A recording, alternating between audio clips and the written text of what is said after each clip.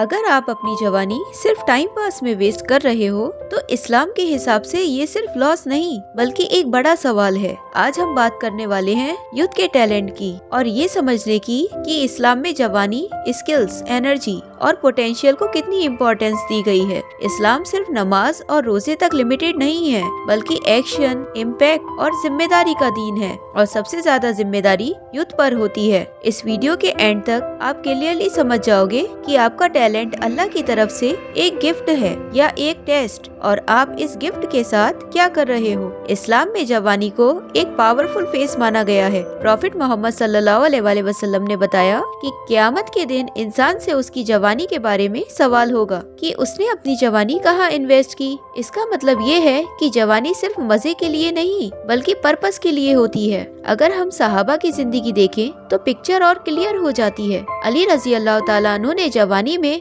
इस्लाम कबूल किया और नॉलेज और ब्रेवरी का सिंबल बन गए। मूसा बिन उमैर रजी अल्लाह ताला अन्हु ने लग्जरी लाइफ छोड़कर इस्लाम का पहला एम्बेसडर बनना पसंद किया। उसामा बिन जैद रजी अल्लाह ताला अन्हु को सिर्फ 18 साल की एज में एक आर्मी का लीडर बना दिया गया। ये लोग एक्स्ट्रा ऑर्डिनरी इसलिए नहीं थे क्योंकि इनके पास एक्स्ट्रा टाइम था बल्कि इसलिए क्योंकि उन्होंने अपने टैलेंट को पहचाना और अल्लाह के रास्ते में यूज किया। इस्लाम हर टाइप के टैलेंट को वैल्यू देता है। अगर आपके पास नॉलेज है तो सीखना और सिखाना दोनों इबादत है। अगर बिजनेस स्किल है तो हलाल कमाई करो और लोगों के लिए अपॉर्चुनिटीज क्रिएट करो। अगर लीडरशिप है तो लोगों को सही डायरेक्शन दो। अगर क्रिएटिविटी है तो उसे हक और पॉजिटिव इम्पैक्ट के लिए यूज करो। इस्लाम कभी ये नहीं कहता कि दुनिया छोड़ दो बल्कि ये कहता है कि दुनिया में स्ट्रॉन्ग बनो ताकि आखिरत में भी स्ट्रॉन्ग बन सको। आज का सबसे बड़ा प्रॉब्लम ये है कि यूथ अपने टैलेंट को अंडर एस्टिमेट करता है। लोग खुद से कहते हैं मैं कौन हूँ, मुझसे क्या होगा, और सबसे डेंजरस सेंटेंस होता है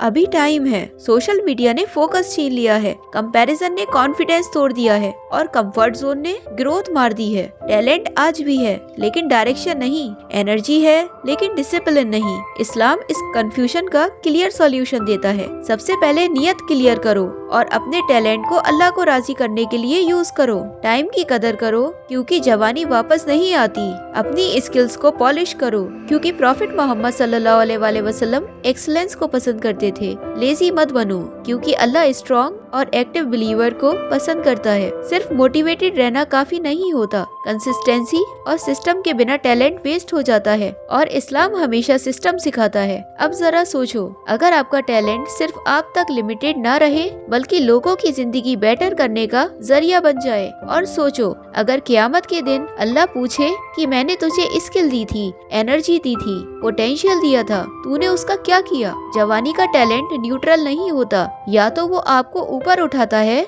या फिर आपके खिलाफ गवाही देता है। इस्लाम में यूथ का टैलेंट एक अमानत है। ये सिर्फ एंटरटेनमेंट या अटेंशन के लिए नहीं बल्कि इम्पैक्ट के लिए है। आपकी एनर्जी, आपका दिमाग और आपकी स्किल्स अल्लाह की तरफ से एक कर्ज है और स्मार्ट यूथ वही होता है जो इस कर्ज को इन्वेस्ट करता है, वेस्ट नहीं करता। अगर आप अपनी जवानी को वाकई पावरफुल बनाना चाहते हो तो नेक्स्ट वीडियो जरूर देखना। ऐसे ही इस्लामिक मोटिवेशनल वीडियोस के लिए हमें सब्सक्राइब करें। अल्लाह हाफिज।